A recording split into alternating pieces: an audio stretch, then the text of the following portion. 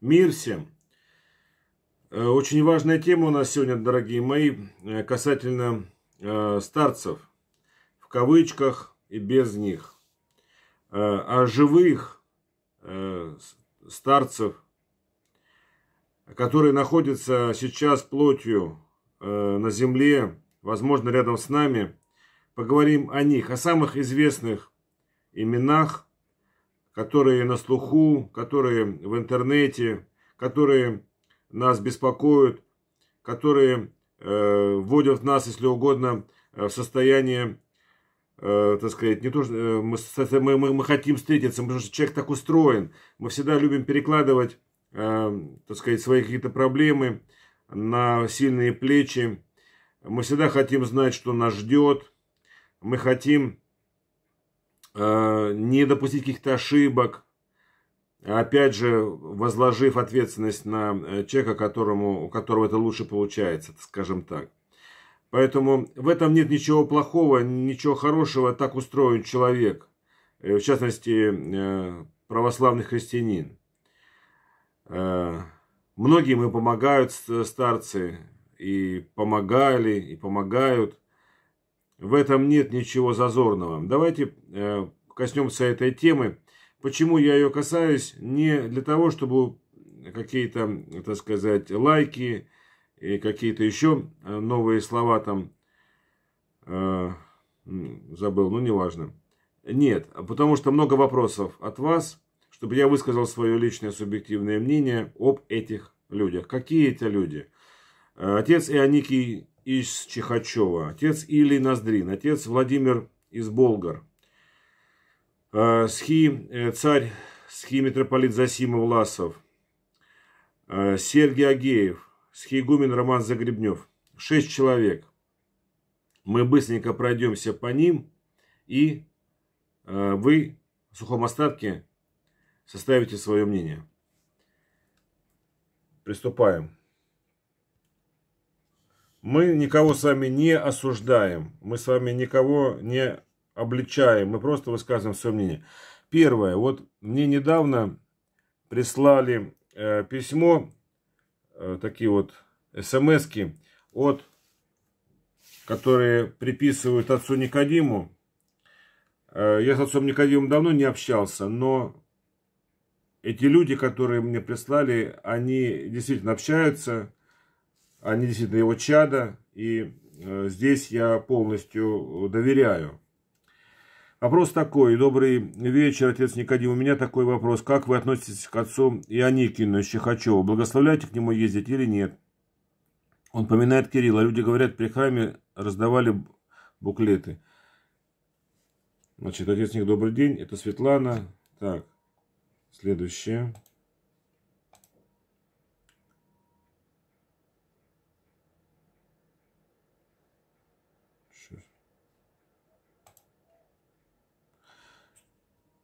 Да, слава Богу, был в отъезде, пишет отец Никодим Шматько. Отец Ионикий, может, сам и не поминает, но на службу отправляет, где поминают. Благословляет на то, что называют операция, и на вопрос там же и делают. Отвечает, так надо. Сами делайте выводы. Такой файл дальше. Вот. Просто набираете, я вас учил пользоваться вашей поисковой системой. Набираете в адресной строке, значит, интересующую тему, простыми словами. И здесь, значит, вот фотографии, статьи, ролики. Вы знаете, у меня хорошее впечатление по поводу этого священника. Хорошее впечатление. Мое, так сказать, субъективно личное. Я к нему не ездил и не планирую. У меня своего... Во-первых, я не ищу старцев. Я никогда их не искал. У меня был... Господь мне послал протоиерея Василия Ермакова. Я не искал и даже... Почему, как послал, У меня была старшая медсестра, и она его была духовное чадо. И я учился в военно-медицинской академии в Ленинграде, и она окормлялась у отца Василия, и она с ним пообщалась, я не был воцерковлен, и он, помолившись, значит, ей сказал: привози его. Но как привози? Я же не вещь какая-то. И моя супруга Елена меня обычно никуда не отправляет, зная мой, так сказать, прямолинейность и простоту общения, так скажем. И здесь она отпустила меня с этой женщиной, ее зовут Людмила. Она попадья. И мы поехали, отец Василий меня очень хорошо принял, сразу меня принял и в дом, и матушка стала называть меня сыном, и он, так сказать, то есть вот такая история. Поэтому я старцев никогда не искал, и вам тоже не рекомендую. Потом были поездки к отцу Патерию Николаю Гурьянову на остров Залит, я тоже не поехал. По ленности, я говорю, я ленив, по ленности. Это не полезно просто. Вот. К отцу Герману Чеснокову мне говорят: давай сходим. Ну что, когда он был жив, я уже 20 лет как воцерковлен. 20 лет, даже больше уже. Вот. Я тоже не стал знакомиться, потому что больше бесов налетят. Вот. К отцу Кириллу Павлову тоже я не поехал, хотя мне говорили, да, давно уже болел, но был жив. Тоже не надо.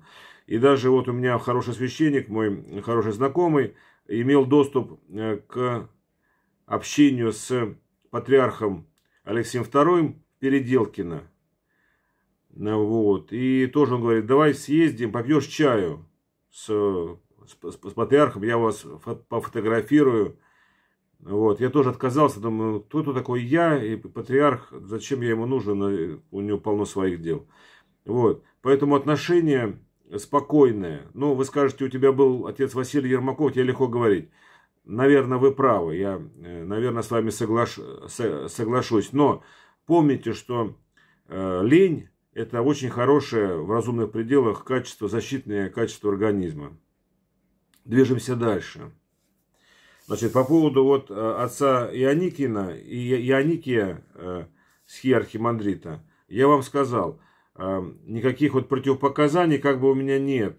Он там и деньги не собирает, вроде как, и все такое, все приличное, и службы длинные, и частые службы и так далее. Но вот то, что написал отец наш Никодим Шматько, я не мог вам не показать. Просто для вашего осмысления. Мы никому не вешаем ярлыки. Так, переворачиваем, там сейчас, чтобы нам не потерять скорость.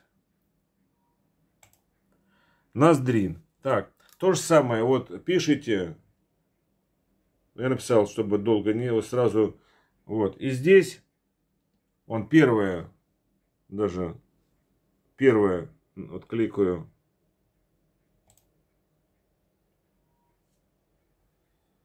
Первое. И здесь вот даже вот пишут, давайте я вам почитаю. Даже не, видите, не второе, не третье, просто вот. Архимандрит Илий привлекает, сейчас, так, просто лучше читать с экрана, привлекает своим смиренным видом, но попробуйте при нем начать разговор про католиков. Назовите их еретиками, и вы увидите, как его смирение, в кавычках, исчезнет как пар.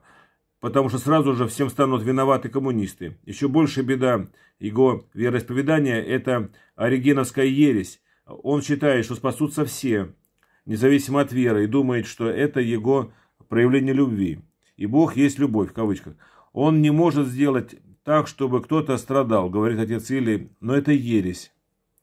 О могильщике великой державы Ельцине старец Илий высказался так: была бы моя власть, я бы поставил ему памятник, он как Георгий Победоносец. Ну и дальше не буду читать. Вот. Значит, я с ним знаком лично, вот. Я не искал с ним встречи, просто у меня много было, так сказать, священников, ну, до собора, товарищей, друзей, дружков. И мы были в Оптиной пустыне, и там был, значит, этот Илий. И все пошли тоже, я пошел, пообщался, но, так сказать, ничего, никакое, так сказать, впечатления я не получил. Разговор был ни о чем, трата времени, просто он как бы отсиживал, и ты там пообщался, он тебя благословил, все, иди дальше. Вот так, это я говорю про личный опыт. Да, ну вы знаете, что он тоже экуменист, и то, что он выходец, птенец того же гнезда, откуда и Гундяев, и Осипов. Поэтому это вы тоже информацию, эту вы знаете, ею владеете. Движемся дальше. Головин. Просто набираете протоиерей Владимир Головин. И сейчас вот назад.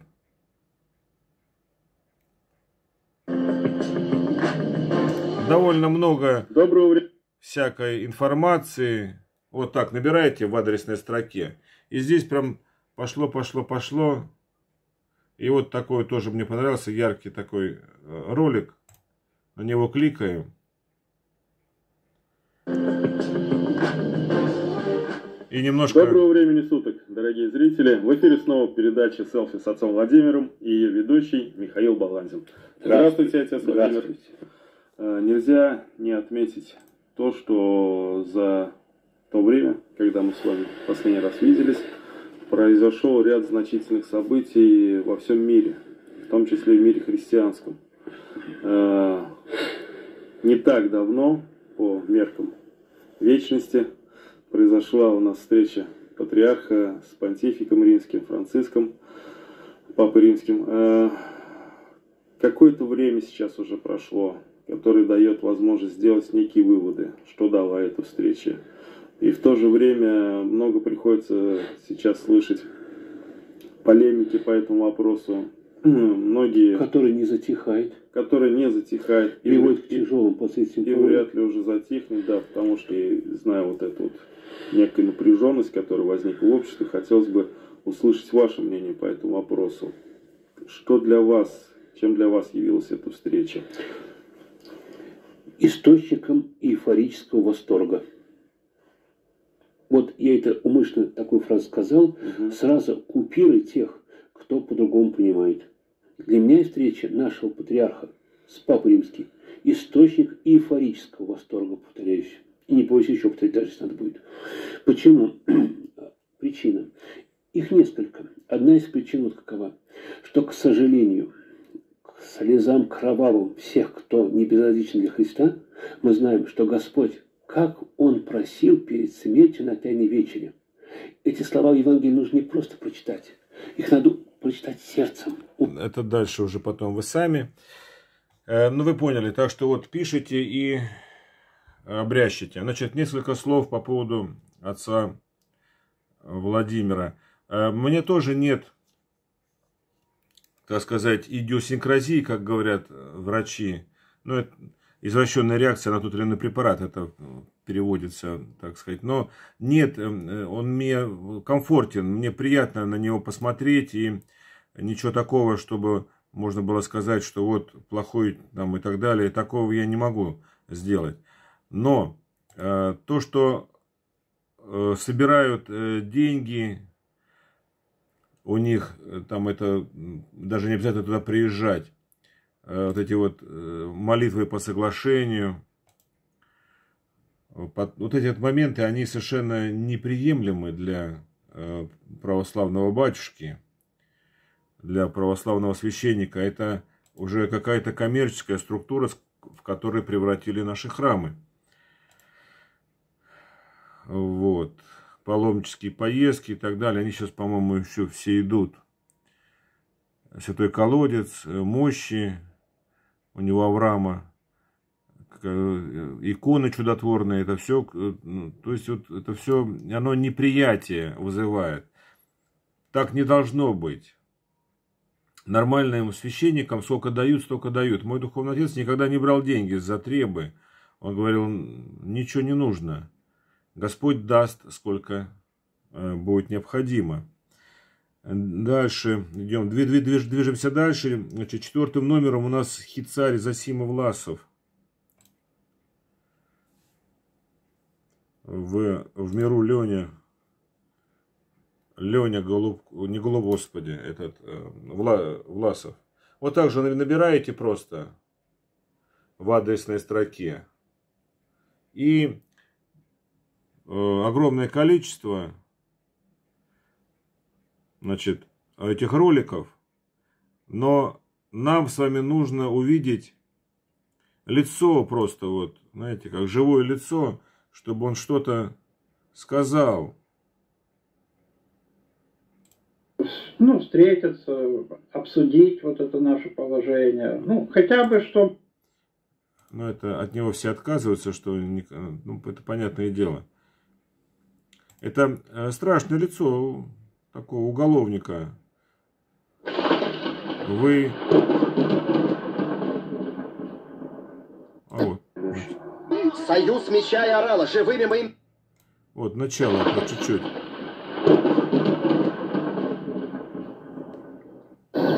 Гляди, царь, гляди. Я царь грядущий. То есть, вот, понятно, вы посмотрите несколько, так сказать, роликов, фотографий. Это грустная картина, эти, так сказать, наколки. Вот, и человек не закончил, никакого не имеет ни духовного образования, ни академии, ни семинарии. Мой хороший знакомый Дмитрий Задорнов сделал ролик о нем, где он рассказывает, именно он довольно длительный, но тем не менее все очень подробно объясняет, что никакого отношения к православию он не имеет. Никакого рукоположения, никакой хиротонии тоже. Вот. Вот первое, допустим, тоже видите, мы с вами первое нажимаем, что сверху. Вот мы нажимаем первое. Группа ВКонтакте, что сверху. А вот он как раз, Дмитрий Задорнов, да.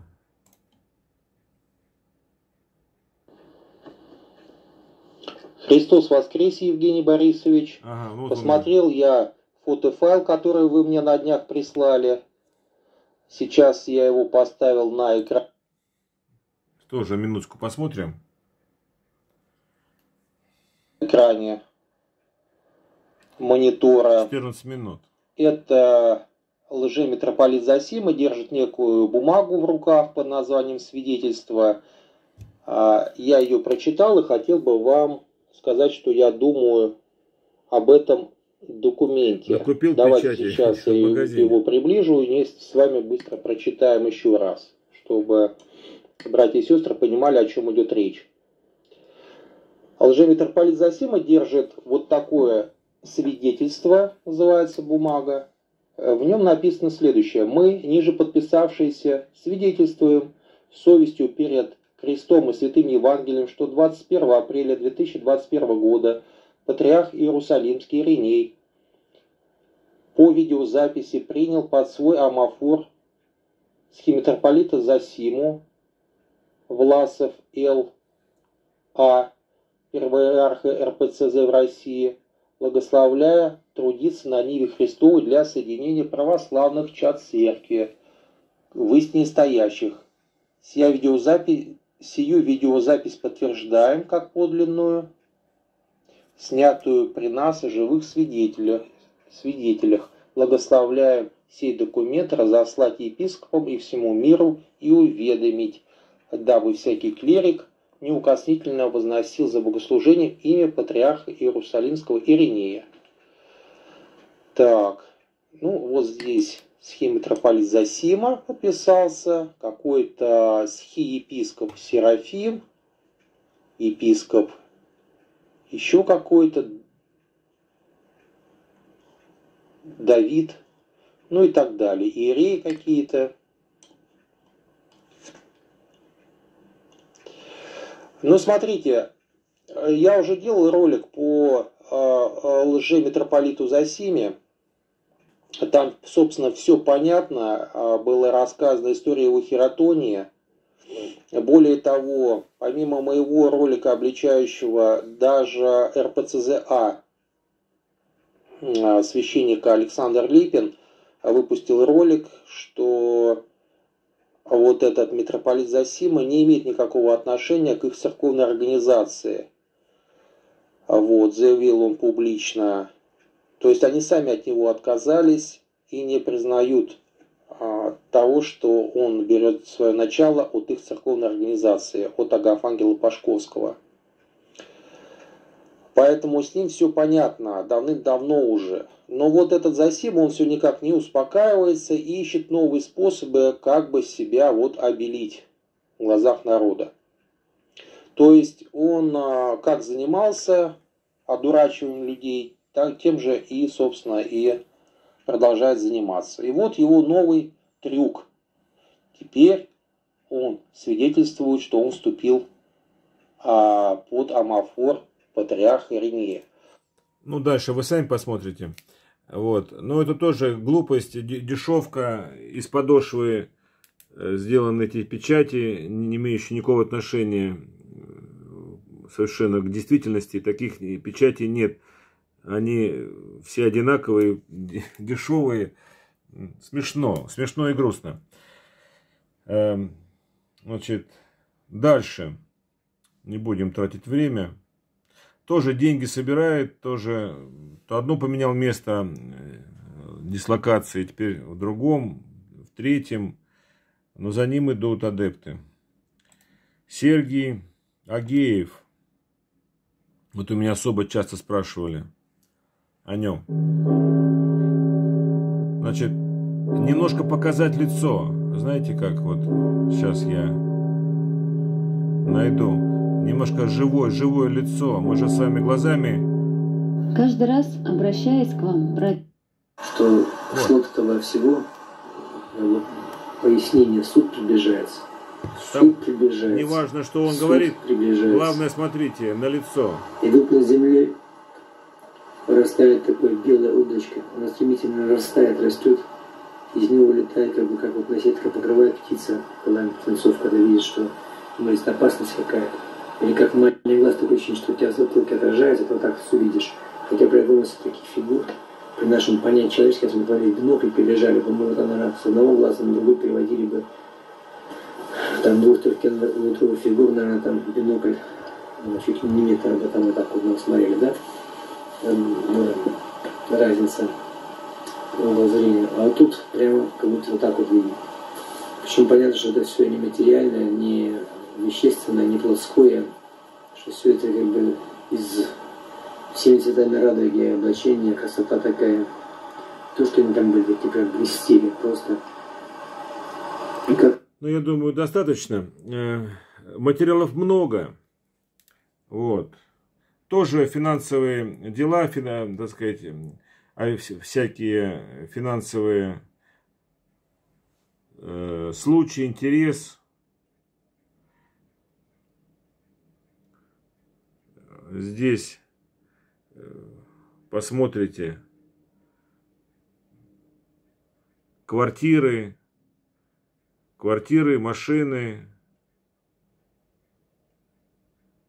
описание, много текстов. Вот, значит, что я вам хотел сказать.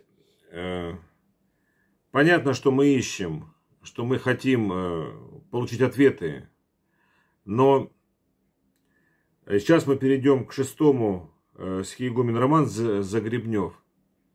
И предваряя эти ролики, целый канал я сделал с теми материалами, когда он приезжал в Мытищи ко мне по зубным вопросам, ну, по здоровью, не только там по зубным вопросам, еще я помогал ему. Вот. И мы снимали ролики, и вы знаете, никаких пророчеств, никаких, значит, предвидений, никаких аннотаций, никаких, так сказать, умозаключений. Просто вот стихи. Сейчас мы перейдем. И даже без камеры просто мы там разговаривали, мы с ним там и пообедали. и, так сказать, пили чай, и просто, так сказать, с добрым родственником. Вот. Просто фон, самое главное фон, это простота, это честность, это вера, безусловно, как фундамент. Это общение с нормальным священником, если таковой есть. И принятие у него, безусловно, таинств, исповедь, причастие и остальные 5, всего 7 мы знаем. То есть вот это. Никаких чудотворений, ничего не было. И в этом и заключается, дорогие мои, старец, православный старец. Давайте не будем кота кормить сказками.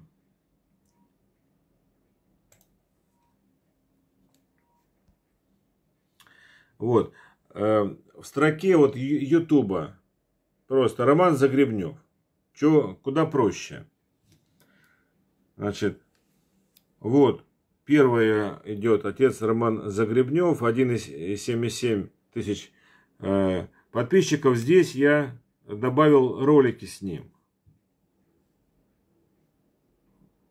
Ролики с ним.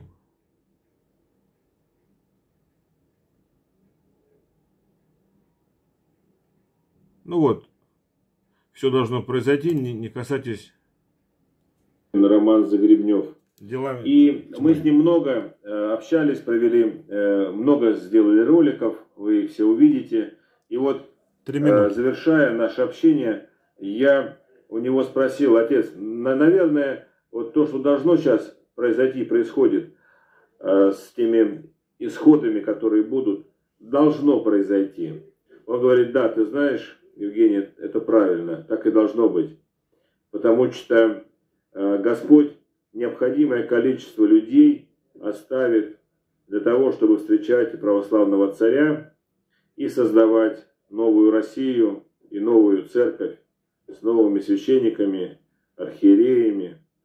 И сохранит, кого надо, сохранит. Вот об этом, отец, расскажите чуть подробнее людям, которые вас знают, которые вас любят, которые прислушиваются к вашему голосу, голосу пастыря. Во имя Отца и Сына и Святаго Духа. Это правая рука, YouTube переворачивает. Ну да.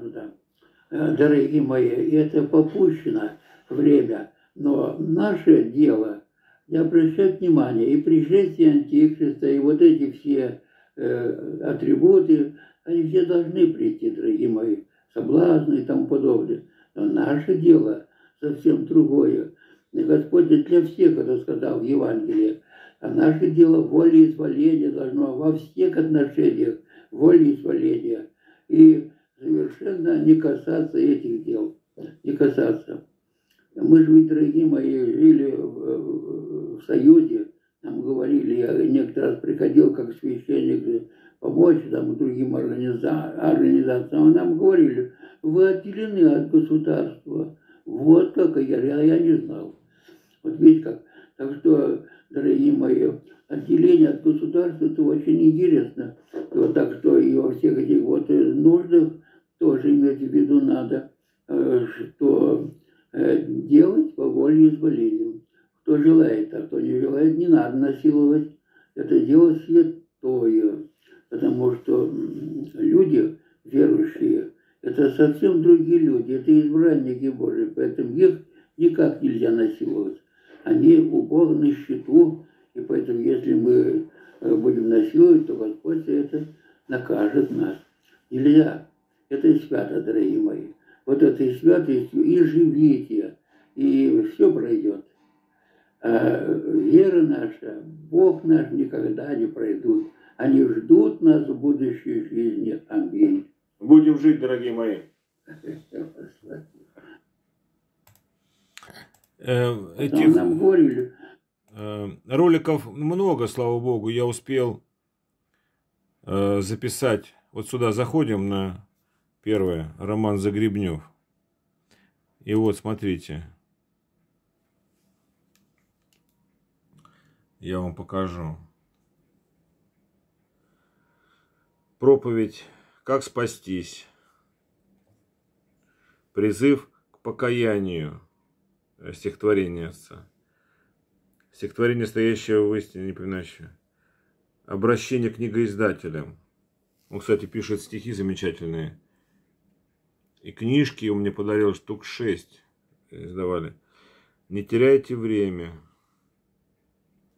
Дедушкин урок. Я сейчас вам поставлю.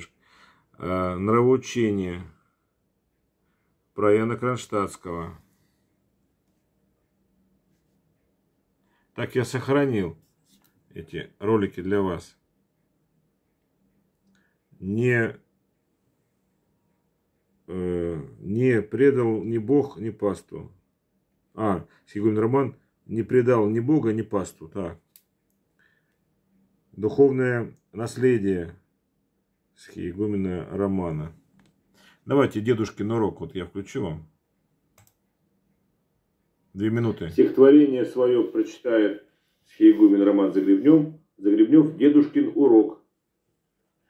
Жила-была девчонка по имени Аленка. Она читала книжки и пела песни звонко. Она гулять любила, с подружками играть, но только не любила она ложиться спать. Как вечер наступает, печальный папа с мамой, дочурка становилась капризной и упрямой. Бабуля хлопотала, укладывала внучку, ей сказочки читала, брала ее на ручки. Но вот однажды в спальню зашел к Аленке дед.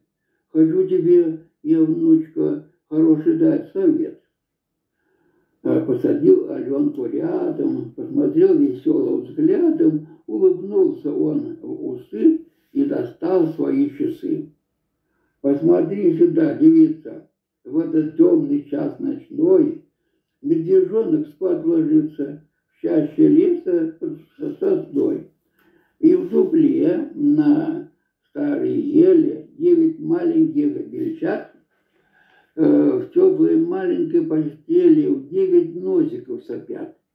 Спят в конюшне жеребята, спят в коровнике телята, даже в куры на насесте с петухом уснули вместе. А в жаркой Африке, в саванне, только солнышко садится, а львенок сын, приникший к маме, спать немедленно ложится, потому что Бог Небесный создал все для нас чудесно. День для дела, для работы, чтобы читать, играть, гулять. Ночь оставить все заботы, поскорее ложиться спать, чтобы у нас здоровье было, много бодрости и силы, чтобы не бегать к докторам. Отдых очень нужен нам. Призадумалась Аленка, а потом сказала громко: спать хочу, я очень-очень. Всем пока, спокойной ночи. Папа с мамой и бабулей в спальню тихо заглянули, а Аленка крепко спит. Пусть Господь ее хранит. Аминь. Замечательно. На этой ноте мы прервемся с отцом Романом. И вот чем отличают все вот предыдущие, да, и от этого священника. Ну, кроме того, что я его знаю. Хотя я и Ноздрина, не суть. Все просто. Где просто там ангелов доста. Никаких денег. Я вам скажу по секрету, мне привез отец Роман банку 3-литровую с медом. И мне было неудобно, я дал копеечку, так он не брал. Он говорит, это тебе, возьми. Вот, понимаете, что бескорыстно, без всякой корысти. Потому что даром дается, то даром нужно отдавать. Я с вами 20 лет. тоже я стараюсь быть приличным человеком, приличным христианином, как и учил отец мой духовный, протоиерей Василий Ермаков, как учил его отец духовный, преподобный Серафим Вырицкий, что даром дается, то даром нужно отдавать. Я бескорыстно с вами тоже делюсь. Также отец Роман Загребнев бескорыстно делится любовью, делится знаниями, делится благодатью своей пасторской души. Вот. Поэтому не ищите ничего, вот аферистов или людей, которые искусились. Мы с вами быстренько пробежались о них. А что же делать? Вы скажете, Евгений, вот что делать? Вот тебе хорошо говорить. Последняя картинка. Набирайте также вот на ютубе в адресной строке «Обедница мирским чином». И здесь, значит, идет тоже здесь текстовый файл, звук идет, звуковой файл. Это я рассказал, как я обедница, когда мне нужно, я служу обедницу дома. Это отец Георгий, этого не надо смотреть, это он из той команды, про которую мы сейчас недавно с вами общались. Вот я еще рассказываю, как причаститься на дому мирским чином. Вот, пожалуйста. Вот, очень хороший, рекомендую, схиепископ Николай на покое, есть такие люди, о причастии на дому. Это все действия такие частные. А вот понимать, что сегодня уместно, а что неуместно. К сожалению, казалось бы, даже вроде очевидные вещи начинали с людьми говорить, они не понимают даже. Они даже с этой стороны не смотрели на проблему. Вот она присылает, давайте срочно вали 40 акафистов, прочитаем, чтобы думали. Я говорю, так вот ты подумай, а Бог-то где? Что он там, картошку сажает, что ли, в это время? Он что, не видит, не слышит, что там дома делает? Что вы не думаете? Я вам рекомендую, очень хороший ролик, надо мне тоже себе его залить. Вот, по поводу вот этого. А так, вот я вам показал, пожалуйста. Противень есть чистый. Я рассказываю. Это была газета православная. Как причаститься на дому? Ее постелил, потом ее сжег. Сделал вот такие. И вот такое. Чистый полотенце просто. И все. И помните, что Бог всегда рядом. Бог никогда не оставляет. Это наше право услышать ближнего или остаться к нему равнодушным, как минимум. Как максимум возненавидеть его. Вот, но чтобы не утяжелять, я примерно ответил на ваш вопрос об старцах, живущих современных. Возможно, еще какие-то есть старцы, которых мы с вами не знаем, которые не публичны. Даже невозможно, а наверняка. Господь милостив. Есть таковые. Но помните, чем отличается, вот я вам дал спектр, да, 6 человек, живущих по духу. Обращаю ваше внимание, по духу вы почувствуете, где грязь, а где свет, где темень, а где ярко и благоухает. Понятно? Вы не спешите только, вы воцерковленные православные христиане, все необходимое у вас есть. Запас знаний, духовных, жизненных знаний вы поймете. Поэтому вот ярко все, видите, вот мы сейчас посмотрели я вам дал по кусочку там небольшому ролика каждого. И вы увидели, где темно, где смрадно. Куда люди бежат, я не понимаю, бегут к этим людям, где смрадно, удивительно. Или вот отец Роман Загребнев. Вот. Если, ну он уже сейчас пожилой, в псковских лесах, где-то живет, молится, читайте, служите вот эту мирским чином обедницу. По-другому это называется изобразительные часы. Они изображают литургию. Изображают литургию. Это не литургия. Но по милости Божией, я об этом говорил и повторяю, что Господь милостив, Он всегда рядом. Он даст необходимое.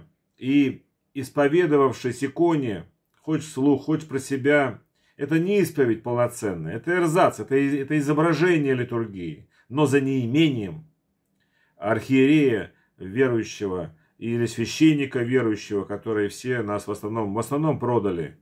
Те, которые не продали, переживают, молчат. Их можно понять, Бог с ними. Самое главное, что они есть. Бросили нас, ведут на погибель. Я не хочу, я знаю, что такое православие. Я пробовал это, так сказать, я чувствовал, когда я служил, когда я был на службах, я и в алтаре отца Василия был, на Серафимовском кладбище, в храме преподобного Серафима Саровского. Я говорю, можно в алтарь? Он говорит, проходи. Ну, тесно. Много народу, очень много народу. На улице до 2000 доходило. На улице стояли там большие динамики. Вот, ну, сейчас отца Василия нет. Динамики остались. Но уже у людей на улице нет, конечно. Поэтому, дорогие мои, будем жить. Не переживайте. Господь больше, чем мы понесем при жизни, не даст. Ваш Евгений Лопатин.